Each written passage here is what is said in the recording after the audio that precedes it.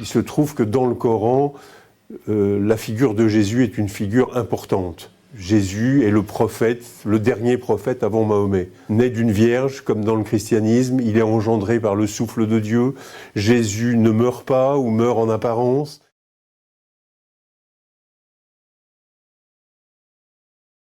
C'est quelques versets de la sourate 4 du Coran, qui est une sourate très longue, mais dans ces quelques versets, il y a une évocation de la crucifixion de Jésus. Jésus, le Messie, le fils de Marie, l'envoyé de Dieu. En examinant chacun de ces termes, on s'est mis à explorer tout un continent qui est celui de l'arrière-plan biblique,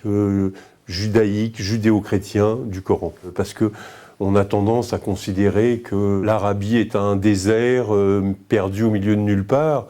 L'Arabie est certes un désert, mais prise en tenaille entre la Syrie, qui est chrétienne, entre l'Éthiopie, qui est chrétienne, et entre le Yémen, qui tout au long des décades qui précèdent Mahomet, oscille entre le judaïsme et le christianisme. Donc il y a tout un environnement qui est juif ou chrétien ou judéo-chrétien autour de Mahomet et dont on a, si vous voulez, les échos, les traces dans un certain nombre d'allusions, de références, de figures bibliques, de thèmes à l'intérieur même du Coran. Les marchandises circulent avec les caravanes, mais qu'il n'y a pas que les marchandises qui circulent. Il y a aussi les idées, les réflexions, les thèmes, et qu'on va retrouver dans le Coran l'héritage d'un certain nombre de pratiques religieuses qui viennent du judaïsme, et qu'on va retrouver aussi dans le Coran l'héritage d'un certain nombre de textes ou d'exégèses des textes qui viennent des milieux propres au christianisme oriental ou propres au judéo-christianisme, des christianismes qui se sentent marginalisés ou qui sont objectivement hérétiques aux yeux de la grande église qui règne à Byzance ou à Rome. Mahomet cite Jésus comme s'il avait besoin de ce maillon intermédiaire pour asseoir son autorité.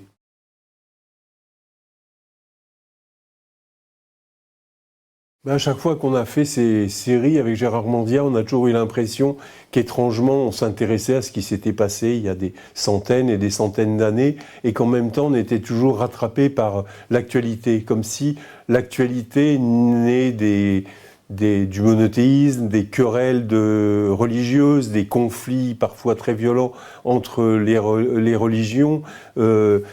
trouvait son origine dans ces textes. Alors évidemment, le Coran ne contredit pas cette analyse et montre que, il est extrêmement important de donner à comprendre au maximum de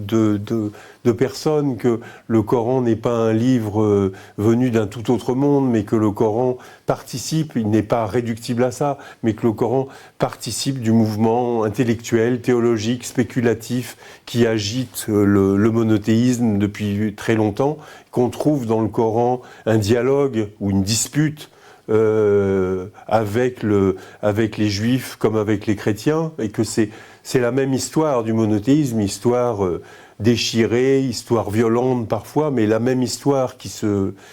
joue, et que dès lors qu'on examine les textes comme on le fait cinématographiquement, avec l'avantage de pouvoir rencontrer quelques-uns des meilleurs chercheurs aujourd'hui qui travaillent dans le monde entier, dès lors qu'on lit les textes sans préjugés religieux, pour ou contre le Coran, évidemment, dès lors que l'on fait ce travail, on sort du catéchisme, que ce soit un catéchisme religieux ou un catéchisme laïque, et on découvre dans une force, une vérité, une force de questionnement des textes qui sont importants pour nous tous aujourd'hui, quel qu'on soit, qui qu'on soit, enfin, et que ça nous paraît extrêmement important de mettre de l'histoire, de mettre de la raison, de mettre du temps dans des conflits qui ont l'air perpétuellement les mêmes.